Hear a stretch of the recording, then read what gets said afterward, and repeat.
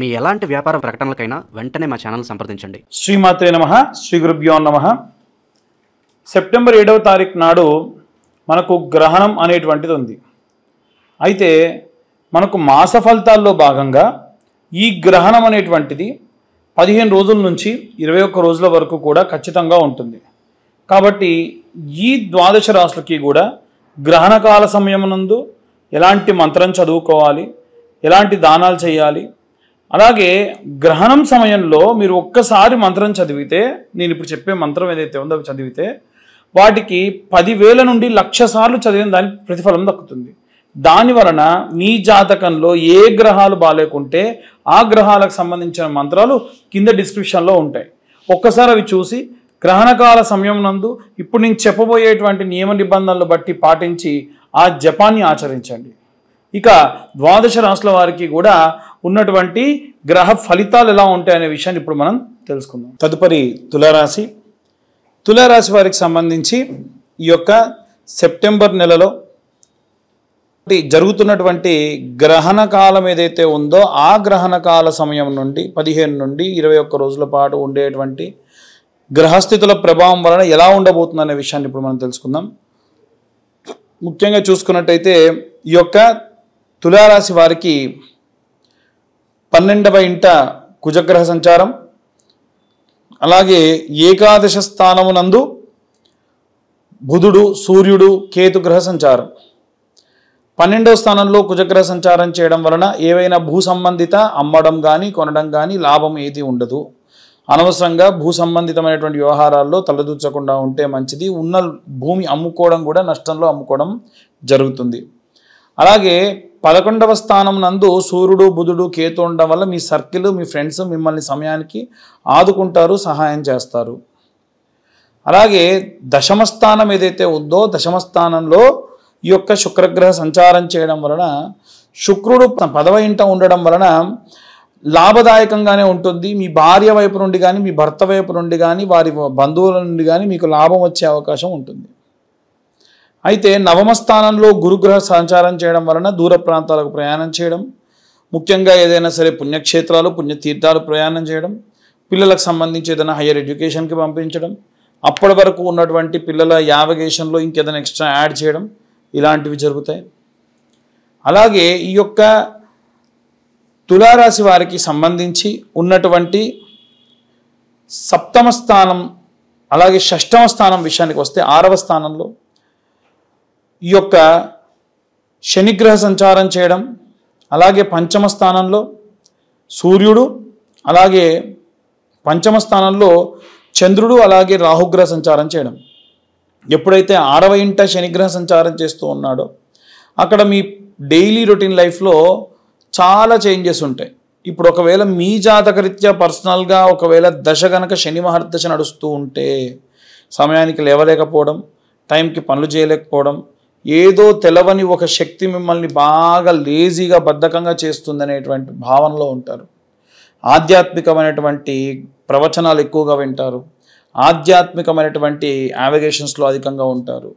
ముఖ్యంగా భూమిని నమ్ముకొని ఉండేటువంటి వాళ్ళు కానీ వీళ్ళకి సంబంధించి మాత్రం చాలా జాగ్రత్తగా ఉండాలి. ఇవన్నీ కూడా గోచార రీత్యా చెప్పేటువంటి విషయములు మాత్రమే. పూర్తిగా మీ జాతకం విశ్లేషణగా కావాలి అని అంటే మీ పేరు, మీ date of birth, time, place కింద ఉన్న నెంబర్కి వాట్సాప్ చేయండి. 2,025 రూపాయలకి పూర్తిగా జాతకం మీ దాకా అందించడం జరుగుతుంది. అది కూడా ఈ నెలలో ఎవరైతే మన ఛానల్ నుంచి కాల్ చేసి జాతకం గురించి అడుగుతారో వారికి జాతకంతో పాటు జ్వాలాముఖి మాల మీకు కొరియర్ చేయడం జరుగుతుంది. అలాగే వీరు చదవవలసిన మంత్రం ఏమిటి అంటే శుక్ర అరిష్టేతు సుసంప్రాప్తే శుక్ర పూజాంచ కారయేత్ శుక్రధ్యానం ప్రవక్ష్యామి కలత్ర పీడోపశాంతయే. ఈ మంత్రం చదవడం వలన ఏమిటంటే వీరు గ్రహణం ఉన్నప్పుడు చదవాలి ఈ మంత్రం. అప్పుడు మీకున్నటువంటి జపం చేసినటువంటి ప్రతిఫలము ఒకసారి చేస్తే 1,00,000 సార్లు చేసిన దాంతో సమానం. అలాగే వీళ్ళు ఈ యొక్క గ్రహణం తర్వాతి రోజు దేవాలయానికి వెళ్ళి దగ్గరలో ఉన్న బ్రాహ్మణులకి కేజింబావు బొబ్బెర్లు, కేజింబావు మినుములు, కేజింబావు బియ్యం దానం చేయడం వల్ల కూడా విశేషమైనటువంటి సత్ఫలితాలు పొందవచ్చు. వీరికి పంచమ స్థానంలో ఎప్పుడైతే ఈ యొక్క గ్రహణం అనేది జరుగుతుందో ఏదైనా ప్రేమించి పెళ్లి చేసుకోవడం కానీ, ఏదైనా అఫైర్ కానీ, ఎక్స్టర్నల్ అఫైర్స్ మెయింటైన్ చేయడం కానీ, స్నేహితుల్లో ఎవరన్నా ఒకళ్ళు మీతో మాట్లాడకుండా గొడవపడి వెళ్ళిపోవడం, ఇలాంటివి కూడా జరుగుతాయి. కాబట్టి గ్రహణం అంత తీవ్రంగా ఉంటుంది, జాగ్రత్తగా ఉండండి. ఇక వీరితో పాటుగా ఇంకా అన్ని వర్గాల వాళ్ళు కూడా ఎలాంటి రెమెడీస్ చేసుకోవాలి, ఎలాంటి దానాలు చేయాలి, ఎలాంటి మంత్రం చదవాలనే విషయాన్ని ఇప్పుడు మనం తెలుసుకుందాం. వీటితో పాటు ప్రెగ్నెంట్ లేడీస్ ముఖ్యంగా ఎలాంటి జాగ్రత్తలు తీసుకోవాలి, వీరు వీలైనంత వరకు కూడా లక్ష్మీ నరసింహస్వామికి సంబంధించిన ఆరాధన చేయడం మంచిది. వీరే కాకుండా ప్రెగ్నెంట్ లేడీస్ ఎలాంటి జాగ్రత్తలు తీసుకోవాలి, మిగిలిన వారందరూ కూడా ఏ మంత్రం చదివి వారు చదివిన మంత్రాన్ని జపతీర్థంగా ఎలా మార్చుకోవాలనే విషయాన్ని కూడా ఇప్పుడు మనం తెలుసుకుందాం. ఏంటో పంతులు గారు, మీరు గ్రహణం అంటున్నారు, ఏదో జపం అంటున్నారు, మేము ఇంట్లో కూర్చొని ఉంటామండి, మాకు ఎలా చేసుకోగలుగుతాం మేము? ఇదంతా ఉత్తి ట్రాష్, ఏదో పంతులు బాగా క్యాష్ చేసుకోవడానికి చెప్తున్నాడు అని ఇంకోటి అంటాడు. అయ్యా ఇవన్నీ కూడా చూడండి బాగా ఒకసారి. ఈ జపం మీరే చేసుకొని ఆ తీర్థం మీరే తీసుకోవచ్చు. ఎలా అనేది ఇప్పుడు చెప్తున్నాను నేను. మీరు ఏ పంతుల దగ్గరికి వెళ్ళే పని లేదు. మీ ఇంట్లో మీరు కూర్చొని గ్రహణం జరుగుతున్నప్పుడు మీరే ఇది జపతీర్థంగా తీసుకోవచ్చు. మీరు లక్షలు ఖర్చు పెట్టినా సరే ఎవరు కూడా మీకోసం చేయనటువంటి పూజా విధానాన్ని మీరే చేసుకోవచ్చు అని చెప్తున్నా కదా. అదే ఎలా అనేది తెలుసుకుందాం. ముందు గ్రహణం ఎప్పుడు అంటే సాయంత్రం సమయంలో 8:58 నుండి ప్రారంభమై 1:50 వరకు జరుగుతుంది. ఈ గ్రహణ కాలం కంటే గంటన్నర ముందే భోజనాలు చేయడం పూర్తి చేయండి. అందరూ మగవాళ్ళందరూ కూడా, ఆడవాళ్ళు కూడా చేయొచ్చు కానీ మగవాళ్ళు చేస్తే మంచిది. వారందరూ కూడా ఒక గ్లాస్, ఆ గ్లాస్లో దర్భ, ఒక ప్లేట్లో ఒక దర్భ కింద వేసుకొని దానిపైన చాప వేసుకొని కూర్చోండి. అలాగే ఇంట్లో ఉన్నటువంటి అన్ని తినుబండారాల్లో కూడా దర్భ వేయాలి. నూనె పదార్థాల్లో దర్భ వేయాలి. అదేంటండి, ప్యాకెట్ ఐటమ్స్ ఉంటాయి, మీ ఫ్రిడ్జ్లో పెట్టుకుంటారు, దానిపైన దర్భ వేయండి. ఇంట్లో ఓవర్ హెడ్ ట్యాంక్లో కూడా దర్భ వేయండి. మీ డాబా పైన దర్భ వేసుకోండి. సింపుల్, అంతకుమించి ఏం లేదు. ఈ పంతులందరూ కూడా దర్భ బాగా ప్రమోట్ చేస్తున్నారు. దర్భ వాల్యూ ఎంత ఉంటుంది? 10 రూపాయలు ఉంటుంది. దాన్ని మీరు ప్రమోట్ చేసే పనేం లేదు. కాబట్టి ఇది ఏ ప్రమోషన్ కాదు, మీ మంచి కోసం చెప్తున్నాం. సో గ్రహణం ప్రారంభమైన వెంటనే ఏం చేయాలంటే ఆచమనం చేయండి. మామూలుగా 3 సార్లు చేతిలో నీళ్లు తీసుకొని, ఏ మంత్రం చెప్పే పని లేదు. వస్తే కేశవనామాలు, కేశవాయ నమః, నారాయణ నమః, మాధవాయ నమః, గోవిందాయ నమః, త్రివిక్రమాయ నమః, మత్సూదనాయ నమః, వామనాయ నమః, శ్రీధరాయ నమః, ఋషికేశాయ నమః, పద్మనాభాయ నమః, దామోదరాయ నమః, సంకర్షణాయ నమః, వాసుదేవాయ నమః, ప్రద్యుమ్నాయ నమః, అనిరుద్ధాయ నమః, దోక్షాయ నమః, నారసింహాయ నమః, అచ్యుతాయ నమః, జనార్దనాయ నమః, ఉపేంద్రాయ నమః, హరియే నమః, శ్రీకృష్ణాయ నమః. ఇవి కేశవనామాలు. ఇవి చదవగలిగితే చదవండి, లేకుంటే అది కూడా లేదు. సాధారణంగా మీరు మామూలుగా ఆచమనం చేసేసుకోవచ్చు. ఆచమనం చేసుకున్న తర్వాతకి 3 సార్లు చేసుకొని 4వ సారి వదిలిపెట్టి మనసులో మీ గోత్రం అనుకోండి. ఆ తర్వాతకి మీ ఇంటి పేరు అనుకోండి. ఆ తర్వాతకి మీ ఇంట్లో ఉన్న అందరి పేర్లు అనుకోండి. ఉదాహరణ మీ నాన్నగారి పేరు చెప్పారు, ఆయన పేరు రామారావు నామ్న్యః, ధర్మపత్ని సమేతస్య పేరు సీతానామ్న్యః, సుపుత్రకాయ మీ పేర్లు చంద్రశేఖర్ నామ్న్యః, ఇలా అనుకోండి. అనుకొని మనసులో మీ సంకల్పం ఏమిటి? మా జాతకరీత్యా అంటే మమ జాతక సంపూర్ణ గ్రహదోష నివారణ సిద్ధ్యర్థం గ్రహణకాలే నవగ్రహ జపాక్యం కరిష్యే. చేతిలో నీళ్లు పోసుకొని వదిలేయండి. ఆ గ్లాస్లో దర్భ పెట్టిన గ్లాస్లో ఒక స్పూన్ వేసి దర్భ వేశారుగా, ఆ నీళ్లు తీసుకొని వదిలేయండి. ఇక కూర్చొని జపం చేయండి. ఎలా చేయాలనంటే బాసం పెట్టలు వేసుకొని కూర్చోండి. అది తెలంగాణలో అయితే సకలం బుక్లం పెట్టుకొని కూర్చో అంటారు.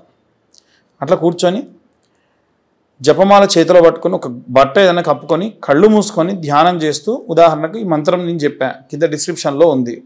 సూర్య అరిష్టేతో సుసంప్రాప్తే సూర్య పూజాంచకారయే సూర్య ధ్యానం ప్రవక్ష్యామి ఆత్మపీడోపశాంతయే. ఒక పూస తిప్పండి. ఇట్లా 200 సార్లు చదివితే మీ జీవిత కాలంలో మీ జాతకరీత్యా ఉన్న సూర్యగ్రహ దోషం పోయి అధికరణ సిద్ధి లభిస్తుంది. ఇలా చంద్రుడిది ఉంది, బుధుడిది, గురువుది, మంగళుడిది, కుజుడిది, అందరిది ఉంది. ఖచ్చితంగా మా ఛానల్ వాళ్ళకి చెప్పి నేను టైప్ చేసి పంపించా, వాళ్ళు ఖచ్చితంగా కింద వేస్తారు. సో నో డౌట్, ఇది ఒకటి బాగుంది. మరి నెక్స్ట్ ఇక చేయాల్సిన దానం విషయంలో ఇంకొకటి, మీరు జపం చేస్తున్న టైంలో మధ్యలో ఒకవేళ ఆపారనుకోండి, ఎవరో పిలిచారు, ఇంట్లో పాప ఏడ్చింది, బాబు ఏడ్చారు, మరి లేచి వెళ్ళిపోవద్దు. ఆ నీళ్లు ఒక స్పూన్లా తీసుకొని తత్సత్ బ్రహ్మార్పణమస్తు అని పక్కన ఉన్నటువంటి ప్లేట్లో వేయాలి. ఆ వదిలిపెట్టిన నీళ్ళే జపతీర్థం. ఈ 9 గ్రహాలు చేసి ఆ తీర్థం తాగాలి. తర్వాతకి దానం ఏం చేయాలంటే మరుసటి రోజు ఈ యొక్క గ్రహణమైన తెల్లారి ఏం చేయండి, బ్రాహ్మణోత్తములకి మేషరాశి వాళ్ళు, వృశ్చిక రాశి వాళ్ళు బాగా గుర్తుంచుకోండి. మేషరాశి వాళ్ళు, వృశ్చిక రాశి వాళ్ళు కేజీంబావు కందులు, కేజీంబావు బియ్యము, కేజీంబావు మినపగుండ్లు దానం చేయండి మీ శక్తి కొద్దీ దక్షిణ పెట్టి. అలాగే వృషభ రాశి వాళ్ళు, తులారాశి వాళ్ళు కేజీంబావు బొబ్బెర్లు, కేజీంబావు బియ్యం, కేజీంబావు మినప్పండ్లు, మినపగుండ్లు బ్రాహ్మణులకు దానం చేయండి. అలాగే ఈ యొక్క కన్యారాశి వారు, అలాగే మిథున రాశి వాళ్ళు కేజీంబావు పెసర్లు, కేజీంబావు బియ్యము, కేజీంబావు మినపగుండ్లు బ్రాహ్మణులకు దానం ఇవ్వండి. కర్కాటక రాశి వాళ్ళేమో కేజీంబావు మినపగుండ్లు, కేజీంబావు బియ్యము దానం ఇస్తే చాలు. అదే సింహరాశి వాళ్ళైతే కేజీంబావు మినపగుండ్లు, కేజీంబావు మినుములు, కేజీంబావు గోధుమలు బ్రాహ్మణులకు దానం ఇవ్వాలి గ్రహణమైన తెల్లారి. మరి మీనరాశి వాళ్ళు, అలాగే ధనుస్సు రాశి వాళ్ళు ఏం చేయాలనంటే కేజీంబావు శనగలు, కేజీంబావు బియ్యము, కేజీంబావు మినపగుండ్లు గ్రహణం తెల్లారే బ్రాహ్మణులకు దానం ఇవ్వండి. ఇక కుంభరాశి వాళ్ళు, అలాగే మకర రాశి వాళ్ళు కేజీంబావు తెల్ల నువ్వులు, కేజీంబావు బియ్యము, కేజీంబావు మినుములు ఏదన్నా తెల్ల వస్త్రంలో పెట్టి బ్రాహ్మణులకు దానం ఇవ్వండి. వాళ్ళు నువ్వులు తీసుకోలేము, నువ్వులు తీసుకోమంటే కేజీంబావు బెల్లం ఇవ్వండి. లేదు నూనె తీసుకుంటా అంటే కేజీంబావు వంట నూనె ఇవ్వండి. అది కూడా శనిదానం కిందకే వస్తుంది. బ్రాహ్మణులకు వంటకు వాడుకుంటారు. నువ్వుల బదులుగా ఇవి రీప్లేస్ చేసుకోవచ్చు. ఇక ప్రెగ్నెంట్ లేడీస్ విషయానికి వస్తే వాళ్ళు ఎడం వైపే తిరిగి ఉండాలి, ఏం లేదు, మీకు కంఫర్ట్గా పడుకోండి. ఒక రూమ్లో చీకటిగా ఉండాలి. ఒక మూలకు ఆవు నెయ్యి దీపం పెట్టి ఒక గాజుది ఏదైనా సరే మూత పెట్టేసుకోండి. ఫోన్ స్విచ్ ఆఫ్ చేయండి, లేకుంటే ఏరోప్లేన్ మోడ్లో పెట్టండి. ఓకే, ఏరోప్లేన్ మోడ్లో ఎందుకు పెట్టమంటున్నా అంటే లైట్ కావాలంటే చిమ్మ చీకటి ఉంటే మరి లైట్ ఉండాలిగా, మధ్యలో వాష్రూమ్కి వెళ్ళాల్సి ఉంటే వెళ్ళండి. గోకకూడదు అంటే ఎలా కుదురుతుందమ్మా? కొంతమంది మరి ఇళ్ళలో గోకొద్దు అంటున్నారంట, ఇచ్చింగ్ చేయొద్దు అంటే కరెక్ట్ కాదు. ఆల్రెడీ వూండ్ ఉంటే దాన్ని ఇచ్చింగ్ చేయొద్దు. మామూలుగా దోమలు కొడితే కోక్కోకుండా ఎలా ఉంటారు? అదేం లేదు, చేయొచ్చు. సో ప్రెగ్నెంట్ లేడీసే కాదు, అందరు కూడా బెడ్ కింద కంపల్సరీ మీరు ఈ యొక్క దర్భను వేసుకోండి. మీరు తాగడానికి నీళ్ళు, పాలు, ఏమైనా తినడానికి బిస్కెట్స్, లేకుంటే కొంచెం కాజు లాంటివి పెట్టుకోండి. ఆకలి వేస్తుంది ప్రెగ్నెంట్ లేడీస్కి, కాబట్టి అలాంటివి వేసుకోండి. వాటిలో కూడా దర్భ వేసి పెట్టుకోండి. అంతే. ఆ దర్భ మరీ మీ గొంతులో అడ్డుపడకుండా వేలుతో అలా పట్టుకొని నీళ్లు తాగడమో పాలు తాగడమో చేయండి. సో ఇలాంటివి చేయడం వలన ప్రెగ్నెంట్ లేడీస్ అన్ని జాగ్రత్తలు తీసుకున్న వాళ్ళు అవుతారు.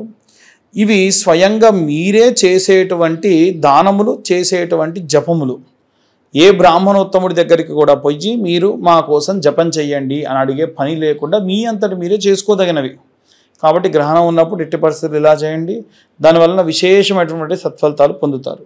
వీటితో పాటుగా ఎవరైనా సరే జాతకం గురించి కావాలనంటే మీ పేరు, మీ date of birth, time, place కింద ఉన్న నెంబర్కి వాట్సాప్ చేయండి. 2025 రూపాయలు చెల్లిస్తే పూర్తిగా మీ జాతకం విశ్లేషణగా మీకు అందిస్తాను. అలాగే మీ జాతకంలో నిజంగా కనుక ఏ గ్రహాలు బాగాలేకుంటే ఆ గ్రహాల వరకు మాత్రమే జపం చేసుకోవచ్చు ఆ రోజున. ఎవరైతే జాతకం చెప్పించుకుంటారో వారి జాతకంతో పాటుగా ఈ యొక్క జ్వాలాముఖి మాల కూడా మీకు అడ్రస్ ఇస్తే పంపించడం జరుగుతుంది. ఇక అందరూ కూడా ఈ గ్రహణ సమయంలో జాగ్రత్తగా ఉండండి. ప్రెగ్నెంట్ లేడీస్ ముద్దుగా జాగ్రత్తగా ఉండండి. సర్వే జన సుఖినో భవంతు. స్వస్తి.